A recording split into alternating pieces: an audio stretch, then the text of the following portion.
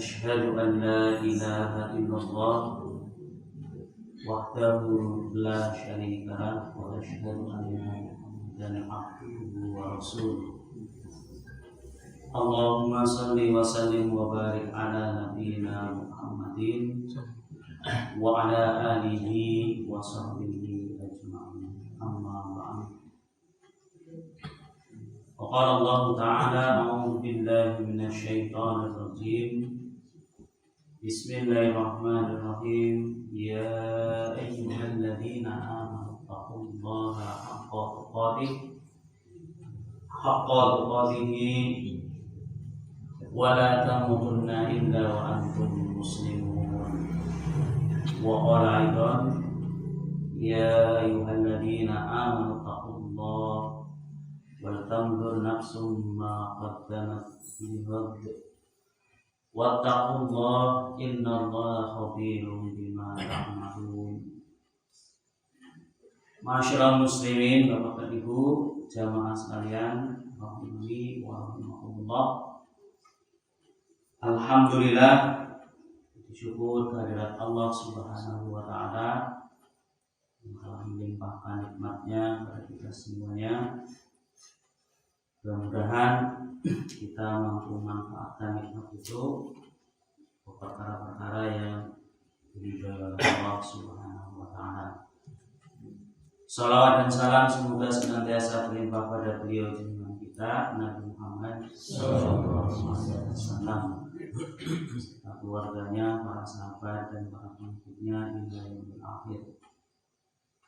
Dan mari kita terus meningkatkan takwaan kita kepada Allah Subhanahu wa taala, meningkatkan ibadah kita di bulan Ramadan ini. Hampir separuh Ramadan kita telah jalani, masih ada kesempatan ya, separuh lagi 15 hari atau 14 hari lagi. Mari memanfaatkan dengan sebaik-baiknya, maka meningkatkan takwaan kita kepada Allah Subhanahu wa taala. Karena salah satu fungsi diperintahkannya ibadah saum di bulan Ramadan ini adalah agar kita menjadi la'annakum tattaqun, menjadi orang-orang yang bertakwa. Suatu saat Rasulullah SAW berkumpul dengan para sahabat beliau. Kebiasaan beliau dan para sahabat yaitu bermajlis untuk silaturahim, kemudian juga untuk menimba ilmu agama dari beliau, ya, untuk musyawarah dan lain sebagainya. Tiba-tiba ketika beliau bersama dengan para sahabat dan bermajlis, beliau bersabda, sebentar lagi akan datang seorang laki-laki calon penghuni surga. Tiba-tiba setelah beliau bersabda seperti itu, datanglah seorang laki-laki dari kalangan Ansor, orang Madinah asli. Dia datang sambil menenteng sandalnya atau terompahnya, dan masih ada bekas air wudhu di mukanya atau kalau di sini di jenggotnya. Masih ada bekas air wudhu. Lalu mendatangi majelis Rasulullah dan duduk. Kemudian besoknya lagi sama, Rasulullah berkata seperti itu lagi. Sebentar lagi akan lewat atau akan datang seorang laki-laki calon penghuni surga. Dan yang datang ternyata orang itu lagi laki Ansor tadi, sambil sama kondisinya, menenteng sandal, kemudian ada bekas wudhu. Sampai 3 hari. Ketika besoknya bermaksud lagi, Rasulullah berkata lagi, nanti akan datang calon penghuni surga. Dan yang datang ternyata orang itu lagi. Hal ini ternyata membuat para sahabat ya penasaran. Ya. Ada yang penasaran, kemudian ada yang heran. Ya. Kenapa ya, yang disabdakan oleh Rasulullah ya, ternyata orang itu terus ya, yang muncul. Dan yang buat penasaran adalah apa sebenarnya amal yang dilakukan oleh orang tersebut. Karena diberitakan oleh Rasulullah menjadi calon penghuni surga. Dengan kalau diberitahu menjadi calon penghuni surga senang membuat, atau lebih senang besok dapat uang 1 miliar. Pilih mana? Diberitahu dapat uang 1 miliar atau diberitahu jadi calon penghuni surga? Pengen memilih kabehan, jadi 1 miliar juga masuk surga. Tapi bagi orang-orang yang beriman, kalau dibuat pilihan seperti itu, tentunya lebih memilih ya, kesenangan yang abadi, kenikmatan yang abadi. Ini sebuah berita yang sangat luar biasa. Diberitahu oleh Rasulullah atas petunjuk dari Allah akan menjadi calon penghuni surga. Kalau kita kan belum tentu, ya, belum tahu bisa masuk surga atau tidak. Tapi ini sudah diberitahukan oleh Rasulullah. Seolah-olah itu dunia itu bernilai kecil kalau sudah diberitahukan menjadi calon penghuni surga. Ada beberapa sahabat yang memang diberitahu oleh Rasulullah ya, akan menjadi calon penghuni surga. Di antaranya ya, sahabat Umar bin Khattab. Ketika Rasulullah SAW ya, bermimpi masuk ke dalam surga, beliau melihat sebuah istana yang sangat megah, istana yang sangat besar. Lalu beliau ingin masuk ke dalamnya, tapi bertanya dulu kepada penjaganya. Ternyata di situ ada penjaga. Ini rumah siapa? Oh ini ya, istana ini atau rumah ini ya, adalah untuk Umar bin Khattab. Oh ini ternyata rumahnya Umar. Rasulullah yang tadinya mau masuk enggan untuk masuk. Udah mau melangkah mau masuk ke istana itu urung karena beliau mengetahui sifat Umar. Umar itu orang yang ya istilahnya pencemburu ya. Tidak mau ya sesuatu itu pakai oleh orang lain sebelum minta izin kepada beliau. Dan marah jika mengetahui hal tersebut. Beliau mengurungkannya. Nah, esok paginya Rasulullah menceritakan hal tersebut kepada sahabat. Jadi kalau rumahnya saja sudah disediakan di surga, ya ini sudah ya, menjadi sebuah ya, berita yang sangat menggembirakan. Rumahnya sudah disiapkan di surga. Kalau kita disiapkan di mana? Kuburan. Ngelor deh. Jadi Umar itu sudah dibuatkan. Kemudian Umar menangis ketika Rasulullah mengatakan saya mau masuk tapi saya tidak jadi mau masuk istana kamu karena saya tahu sifatmu. Umar menangis, ya Rasulullah kepada engkau saya harus cemburu. Bukankah saya mendapatkan mendapat hidayah Islam ini karena engkau? Nah, engkaulah saya bisa mendapatkan indahnya Islam. Ya. Islam ini dengan penyampaian atau risalah dari Umar sampai menangis. Ya, patut saya cemburu pada engkau ya Rasulullah. Silakan kalau mau masuk masuk. Jadi Umar termasuk salah satu sahabat yang sudah diberitahukan oleh Rasulullah SAW masuk dalam surga. Terus ada banyak lagi sahabat-sahabat yang lain ya, yang sandalnya sudah berada di surga. Sinten? Sahabat Bilal bin sandalnya wis ning luar biasa.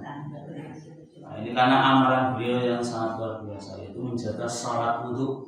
Sehabis wudhu beliau selalu sholat dua rakaat. Kemudian sahabat-sahabat yang lain seperti Thalhah bin Ubaidillah. Thalhah bin Ubaidillah ini pahlawan perang Uhud yang melindungi Rasulullah ketika perang Uhud. Padahal waktu itu Rasulullah kondisinya sudah terdesak, tapi Thalhah menjaga Rasulullah sampai dalam sejarah disebutkan 80 luka di tubuh Thalhah bin Ubaidillah. Beliau yang juga mencabut panah ya, Rasulullah pernah terkena panah dan terluka mengalirkan darah. Itu anak panahnya dicabut dengan giginya Thalhah bin Ubaidillah. Jadi panahnya menancap di gigi beliau, kemudian dicabut dengan mulut supaya tidak kasar dalam mencabut. Maka Rasulullah mengatakan wajib bagi Thalhah. Wajib apa maksudnya? Wajib masuk surga. Karena perlindungan beliau ya Thalhah kepada Rasulullah SAW dalam perang. Nah, ini yang membuat Abu Bakar kemudian menjadi iri ya, iri dalam kebaikan. Ya. Thalhah, hari Uhud adalah harinya Thalhah karena beliau melindungi Rasulullah SAW. Kemudian sahabat Abu Bakar sendiri. Ya. Abu Bakar ini ya, orang yang diberitakan oleh Rasulullah bisa masuk surga dari pintu manapun.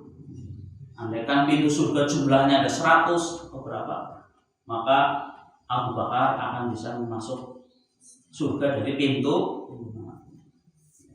Kembali lagi, di orang itu diberitakan Rasulullah menjadi calon penghuni surga.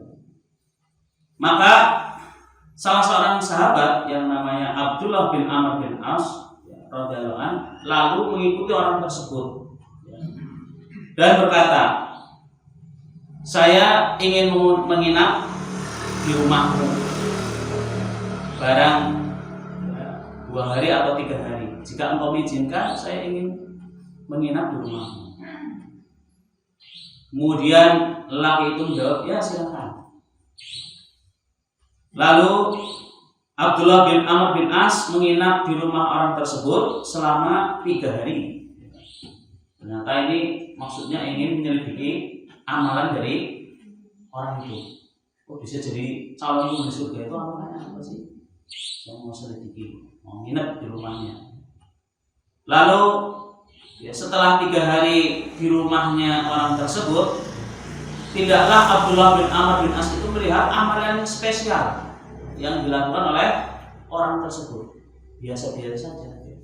Sholat fardu, ya, kemudian baca Al-Quran ya biasa, ya, tidak terlalu banyak. Zikir biasa. Amalan-amalan istimewa seperti qiyamul lail, shaum sunnah, zikir yang lama dan sebagainya itu tidak terlihat. Ya, jadi ya, amalnya itu biasa, tidak ada yang istimewa. Ya, kalau mungkin amal yang istimewa kan sholat malam sampai kakinya bengkak. Rasulullah kan seperti itu. Karena saking lama itu kan berarti amalannya luar biasa. Kemudian baca Al-Quran sampai ya, berapa juz, mungkin separuhnya. Kemudian bisa juga zikir yang lama. Nah, ini tidak terlihat di orang itu.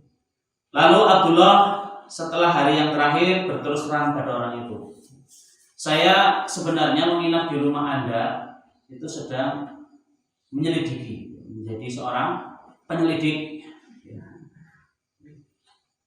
Saya penasaran sekali dengan amalan Anda, karena Anda diberitakan oleh Rasulullah menjadi calon penghuni surga. Sehingga saya menyelidiki Anda, ingin tahu apa amalan yang Anda lakukan. Dan setelah 3 hari saya menginap di rumah Anda, ternyata tidak ada amalan-amalan yang spesial. Saya hanya melihat Anda beramal biasa saja seperti saya. Lalu orang tersebut mengatakan, sebagaimana yang kamu lihat, aku tidak pernah Aku tidak mengerjakan amalan apa-apa yang istimewa, hanya saja aku tidak pernah mempunyai rasa dengki kepada sesama muslim ataupun hasad terhadap kenikmatan yang diberikan Allah kepadanya. Kemudian Abdullah bin Amr bin As berkata, oh, rupanya itulah yang menyebabkan kamu mencapai derajat itu, sebuah amalan yang kami tidak mampu melakukan. Oh, ternyata ini amalan yang hebat itu yang kami tidak melakukan. Jadi orang itu ternyata zero hasad, nol, dan orang duwe rasa dengki atau hasad sedikit pun terhadap sesama muslim. Nah, itu amalan yang sangat berbeda. Karena fitrah manusia itu kan bersaing, tidak pernah puas terhadap apa yang dimiliki. Potensi untuk menimbulkan hasadnya itu sangat tinggi, iri atau dengkinya itu sangat tinggi. Maka orang itu ternyata bisa menjadikan hasad yang ada dalam dirinya itu hilang, tidak ada ternyata sama. Inilah ternyata amalan yang luar biasa yang menjadikan seorang itu bisa menjadi orang tersebut bisa menjadi calon penghuni surga. Maka hadirin jamaah rahimakumullah, kalau kita ingin mengikuti apa yang dilakukan oleh orang tersebut, maka jauhilah dalam diri kita sifat hasad atau iri. Nah, di dalam istilah syar'i, hasad itu adalah perasaan tidak senang terhadap nikmat yang diberikan oleh Allah kepada orang lain dan menginginkan agar nikmat tersebut hilang dari orang tersebut. Ini pengertian dari hasad secara syar'i. Jadi rasa benci, tidak senang terhadap nikmat yang diberikan oleh Allah kepada orang dan bahkan menginginkan agar nikmat itu hilang dari orang tersebut. Tangganya misalnya punya motor baru, punya mobil baru, punya apa lagi? Rumah baru. Ya pokoknya sesuatu yang mendapatkan nikmat dari Allah. Kalau kita benci dengan nikmat yang Allah berikan kepada saudara kita tersebut, berarti itu sudah ada hasad dalam diri. Apalagi ditambah menginginkan agar nikmat itu hilang dari orang. Panas hatinya. Aku urip salidak tahun, urung bisa tuku mobil. Tanggane nyata wis bisa tuku mobil. Kemudian karena dia hasad atau iri atau dengki, mendoakan keburukan.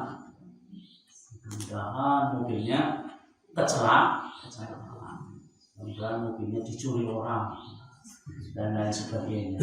Nah ini hasad atau iri ataupun dengki, pengertiannya seperti itu. Nah maka hadirin jamaah rahimakumullah, hasad ini merupakan sifat yang sangat buruk, karena dampaknya itu berbahaya sekali. Kalau bagi diri kita itu bisa memakan kebaikan-kebaikan yang kita miliki, menghancurkan, menghilangkan kebaikan yang kita miliki. Sebagaimana Rasulullah bersabda, "Iyyakum wal hasada, fa innal hasada ya'kulul hasanat kama ta'kulun narul khataba." Jauhilah sifat hasad, karena sungguhnya hasad itu dapat memakan kebaikan-kebaikan sebagaimana api memakan kayu bakar. Dalam hadis riwayat Imam Abu Dawud, kayu bakar dimakan oleh api, jadinya apa? Arang, kalau enggak jadi debu, suatu yang tidak berguna, sia-sia nilainya. Begitu pula kebaikan yang kita lakukan. Kalau kita hasad kepada orang lain, hapuslah kebaikan itu, hilanglah kebaikan itu. Nanti sia-sia, ya. Kita capek-capek beramal ibadah, tetapi tidak mendapatkan pahalanya. Jadi bahayanya bagi diri kita sendiri, hilang amal kebaikan. Makanya orang tadi, ya, amal kebaikannya akan terkumpul karena tidak ada hasad, dengki sedikit pun berhadap sama manusia. Kemudian dampak hasad yang berbahaya lagi selain pada diri adalah kepada orang lain ataupun kepada lingkungan sekitar. Imam Al-Ghazali dalam kitab Bidayah Al-Hidayah menyebutkan ada 3 penyakit hati yang sangat berbahaya, ya, di mana penyakit itu selalu muncul dari zaman ke zaman, yaitu hasad, ya, atau dengki, kemudian riya, ya, sudah sering kita bahas, kemudian ujub, ya, riya itu pamer, ujub itu bangga diri. Dari ketiga penyakit tersebut, menurut beliau, yang memiliki dampak yang paling dahsyat adalah hasad. Contohnya, kalau di dalam Al-Quran itu, ya, akibat dari hasad itu bisa menjadikan, ya, kerusakan kepada orang lain maupun kerusakan peradaban manusia. Ternyata sudah ada sejak zaman, ya, sejak Nabi Adam alaihissalam turun ke muka bumi ini kemudian beranak pinak, itu sudah muncul sifat hasad yang mengakibatkan rusaknya lingkungan kemudian peradaban manusia. Di antaranya adalah munculnya pembunuhan. Ini bisa terjadi karena hasad.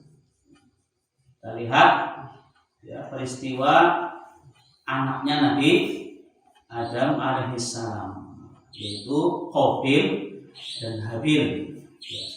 Ini diabadikan di dalam Al-Quran dalam surat Al-Ma'idah ayat yang ke-27.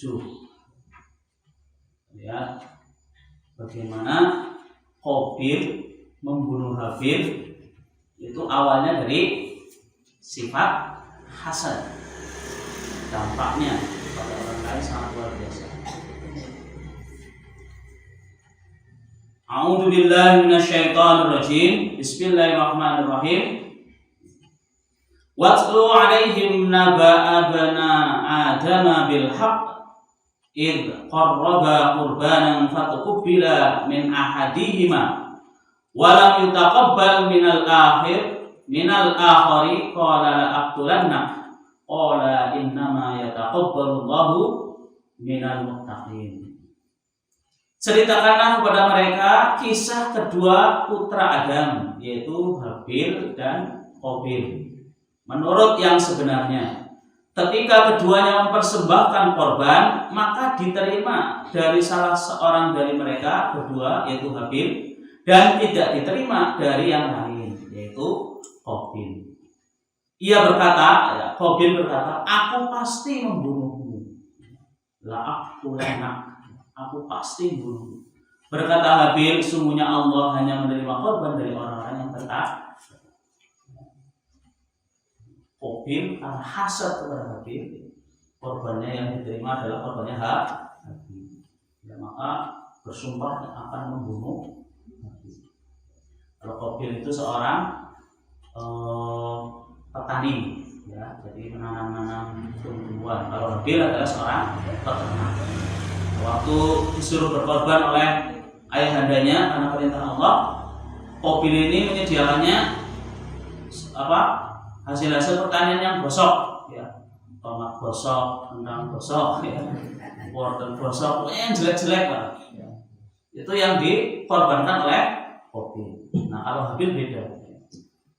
Dia seorang peternak yang dikorbankan, ya, kambing yang sangat bagus, gemuk, kemudian tidak ada cacat, punya sehat. Nah, yang diterima Allah adalah korbannya Habil. Nah, ini membuat Qabil ini. Ditambah lagi istrinya Qabil, ya, itu syariat Nabi Adam itu disilangkan, ya. Itu adalah adiknya Habil yang fisiknya kurang kurang bagus ya. Itu kedengkian awal juga dari situ. Sedangkan Habil istrinya adalah saudaranya Qabil, itu fisiknya bagus ya. Sehingga menambah kedengkian dari Qabil, hasad. Akhirnya Qabil bersumpah untuk membunuh dan ternyata terjadi pembunuhan pertama di Uhud. Awalnya dari apa? Sifat hasad. Kemudian lagi kisahnya Nabi Yusuf alaihissalam, persaudaraan yang hancur, bahkan sampai sempat ingin membunuh Yusuf, kalau tidak ditolong oleh Allah, Yusuf sudah meninggal. Di dalam surat Yusuf ayat 8-9. Gara-garanya saudaranya itu hasad, dengki, iri kepada Yusuf. Kenapa? Karena Yusuf lebih disayang oleh Yakub alaihissalam. Kenapa Nabi Yakub menyayangi Yusuf? Karena Yusuf pada waktu kecil bermimpi bulan bintang pada tunduk kepada Yusuf. Artinya Yusuf ini akan menjadi seorang yang sesat, akan menjadi putusan Allah Subhanahu wa Ta'ala, orang yang penting. Karena Nabi Yakub sangat menyayangi Nabi Yusuf alaihissalam. Nah, ini ternyata membuat saudara-saudara itu hasad, sehingga apa? Ingin membunuh Yusuf. Bisa dilihat di surat Yusuf ayat 8-9. Kemudian permusuhan Yahudi terhadap Islam, ya, ini juga dari hasad awalnya. Orang Yahudi ya, paling tahu nanti akan muncul nabi yang terakhir, yaitu Nabi Muhammad. Di Injil Taurat sudah diberitahukan. Tetapi ketika sudah muncul beliau, sudah diangkat menjadi nabi, mereka tidak mau ya, mengikuti agama Rasulullah SAW. Awalnya hasad dengki. Kenapa? Karena kenabian itu jatuh bukan pada kelompok mereka. Karena biasanya setelah Nabi Ibrahim, ya, kenabian itu jatuh dari kalangan Bani Israil sampai Nabi Isa alaihissalam. Loh, ini terakhir kok bukan dari Bani Israil, dari kalangan bangsa Arab. Wah, maka mereka dengki, hasad. Saya tidak mau ya, mengikuti ya, Nabi kalau bukan dari kalangan bangsa Israel. Nah, itu sifat hasad. Dampaknya sangat-sangat buruk bagi diri kita, kemudian juga bagi orang lain, dan juga bagi lingkungan masyarakat kita. Maka di Rahimahullah ada